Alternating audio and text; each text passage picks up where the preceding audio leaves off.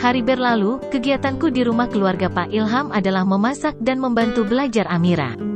Setiap belajar, Amira selalu bertanya tentang diri ini tapi aku selalu saja mengalihkan perhatiannya. Dia begitu penasaran, memang benar sih dia pasti mengenalku jika pernah masuk ke dalam sekolahanku. Wajahku terpampang di banner dinding sekolah sebagai siswa yang berprestasi.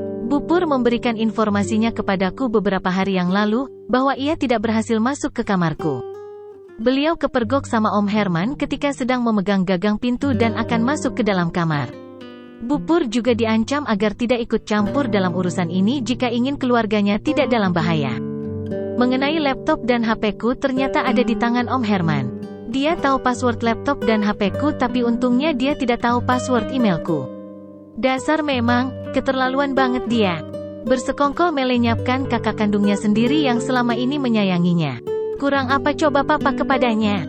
Hari ini aku memasak sesuai pesanan Bu Zara, katanya akan datang tamu istimewa. Kemarin Bi Entin sudah belanja bersama Bu Zara ke market, aku tinggal mengolahnya dibantu Bi Entin. Tamu akan datang setelah maghrib, waktu yang ditunggu pun tiba, aku membantu merapikan meja makan. Nur, kamu ganti baju yang bagus punya Amira ya, dia sudah saya bilangin, perintah Bu Zara yang sudah berdiri di ruang makan. Buat apa Bu? Tanyaku. Iya, kamu ikut makan bersama kami. Terlihat Bu Zara mengalihkan pandangan matanya, sepertinya beliau sengaja tidak mau melihat ke arahku.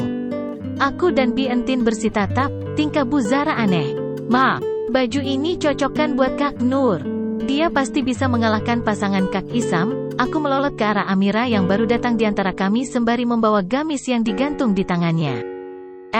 Ada Amira menutup mulutnya. Maaf Bu, Amira. Saya tidak bisa ikut makan bersama. Segera kusela omongan Amira karena aku bukanlah keluarga mereka dan tidak ingin merusak acara yang belum terlaksana itu. Aku tahu Bu Zara masih ingin menjodohkanku dengan Om Isam.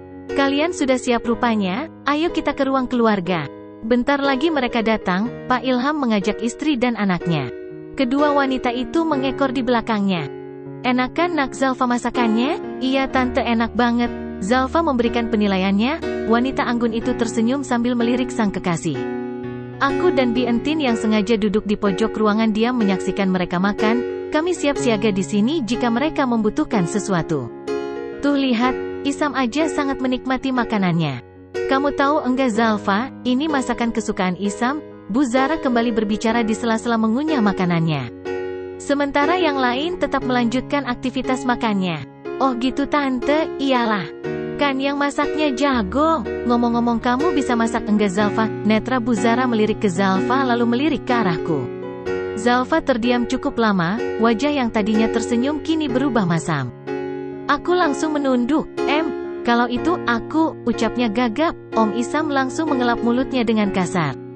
Ma, apaan sih Ma? Zaman sekarang tidak harus seorang wanita bisa masak. Buktinya Mama juga tidak ahli masak kan? Jadi apa gunanya bisa masak enak tapi waktu buat suami tidak ada? Aku kaget mendengar sanggahan Om Isam. Pasti hati Bu Zara sakit mendengar anaknya sendiri bilang seperti itu kepadanya, namun aku tidak menyalahkan Om Isam karena dia membela sang kekasih yang memang sengaja Bu Zara mau menjatuhkan mentalnya. Cukup, kita lanjutkan makannya. Sang kepala keluarga bersuara dan semua terpaksa diam. Suasana hening sampai acara makan selesai. Papa mana Ma? Aku yang duduk bersebelahan dengan Amira kaget mendengar pertanyaan tiba-tiba dari Om Isam yang baru saja datang. Dia sudah kembali dari mengantar kekasihnya pulang. Wajahnya masih terlihat kesal. Papamu tadi ditelepon temannya dan izin keluar. Bu Zara masih fokus ke arah TV, tidak mempedulikan anaknya yang wajahnya kelihatan ditekuk. Terlihat si lelaki mengacak-acak rambutnya sendiri. Ada apa Isam? Bu Zara memencet remote di tangannya untuk mematikan TV. Beliau bersikap biasa saja seperti tidak terjadi apa-apa padahal ku tahu dialah yang telah membuat mood anak sulungnya kusut. Aku menarik tangan Amira untuk mengajaknya belajar di kamar saja agar tidak mengganggu mereka. Kau mau kemana? Tetap di sini. Kau juga ikut bertanggung jawab. Aku yang sudah berdiri terpaku di tempat dan menatapnya heran. Kok aku jadi terseret dalam situasi ini sih? Dengarkan Ma. Aku sudah menjatuhkan pilihan kepada Zalfa dan aku akan menikahinya. Suara Om Isam agak meninggi. Isam, bentak Bu Zara dengan berdiri. Ma, kita sudah melakukan perjanjian dan aku sudah menuruti permintaan Mama tapi Mama malah apa kau tak terima? Mama itu hanya ingin yang terbaik untukmu. Terus sebagai calon yang akan mendampingimu nanti Mama berhak dong mengetes dia. Kilah Bu Zara tak mau disalahkan, dia kekeh bahwa apa yang dilakukan adalah benar. Aku dan Amira yang kembali duduk hanya bisa diam menyimak. Ma, jika Mama tidak mau menerima dia dan selalu mencari keburukannya, maka jangan salahkan aku jika aku tidak akan pernah menikah untuk selamanya, ancam si lelaki kepada mamanya. Apa kau bilang, Sam? Suara Bu Zara melemah. Iya Ma, dan aku pun tidak akan menerima Nur sebagai istriku sampai kapanpun. Mama boleh memaksa tapi aku tetap pada pilihanku. Sam, Mama hanya ingin kau bahagia. Mama salah, kebahagiaanku bukanlah menikah dengan Nur. Aku semakin menundukkan kepalaku, tidak ingin menatap mereka. Ah, aku seperti tersangka yang terpojokkan. Kau dengarkan Nur, lihat aku jangan menunduk saja. Kau, selamat buatmu yang telah berhasil membuat hubungan anak dan ibunya jadi berantakan. Aku yang selama ini menghormati Mama kini jadi membentaknya dan itu semua gara-gara dirimu. Kau membuatku menjadi anak durhaka dan aku sangat membencimu, terlihat matanya tajam dan berwarna merah. Dia sangat marah. Om Isam berjalan meninggalkan kami menuju lantai atas dengan hati yang sangat kesal. Maaf Bu Zara, suaraku memecahkan kesunyian yang tak tahu sudah berapa lama kami bertiga terdiam dengan pikiran masing-masing. Kamu tidak salah Nur, sayalah yang salah. Jika saya tidak masuk ke dalam mobil Om Isam tentu saja semua ini tidak akan terjadi. Maaf, aku pamit meninggalkan mereka berdua yang masih tetap duduk di ruang keluarga. Malam semakin larut aku tidak bisa tidur, pikiran ini masih saja memikirkan hal yang baru saja terjadi. Aku telah membuat seorang anak yang baik menjadi durhaka kepada orang tuanya. Apa yang harus aku lakukan? Aku harus mendamaikan mereka, ya hubungan anak dan ibu harus kembali harmonis. Aku akan menyatukan mereka, itu janjiku. Aku bangkit dari ranjang dengan pelan-pelan. Tak ingin membangunkan Bi Entin yang sudah tidur di sampingku. Pertama aku akan bertemu Bu Zara dan memberi penjelasan kepadanya lalu bertemu dengan Om Isam meminta maaf dan mempertemukan dengan mamanya, selesai. Simpelkan dan akhirnya mereka berbaikan. Ide brilian kan? Aku ke lantai atas, tadinya mau mengetuk pintu kamar Bu Zara tapi ternyata kamar sudah dalam keadaan gelap. Aku melangkah kembali hendak turun dan ketika melewati ruang kerja Om Isam aku berhenti karena lampunya masih menyala. Dia belum tidur, ini kesempatanku untuk meminta maaf kepadanya. Ku ketuk pintu, namun tidak ada jawaban. Kulakukan lagi dan lagi tapi tetap tidak ada respon dari dalam.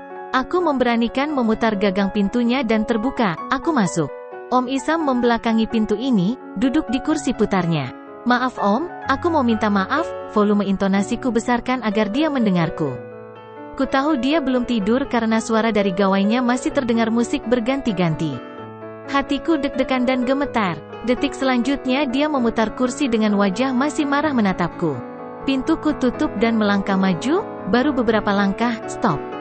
Jangan maju aku muak kepadamu. Aku mau minta maaf, aku tahu aku salah, sambil menuduk. Oh ya, enak saja kau bilang setelah apa yang telah terjadi. Entah kapan dia berjalan tapi kini dia sudah di depanku dan aku begitu ketakutan melihatnya. Kau harus bertanggung jawab, tiba-tiba tangannya bergerak dan sudah berada di leherku, aku kaget dan refleks mundur beberapa langkah. Dia maju dan maju, sementara aku berjalan mundur menghindar darinya. Aku takut dia mencekikku, namun aku tidak bisa mengelak, tangan kanannya sudah berada di leherku kembali. Kakiku yang melangkah mundur terpentok dan tidak bisa mundur lagi ternyata punggung ini menyentuh tembok. Ya Allah selamatkan aku, hilangkan kemarahan di hatinya.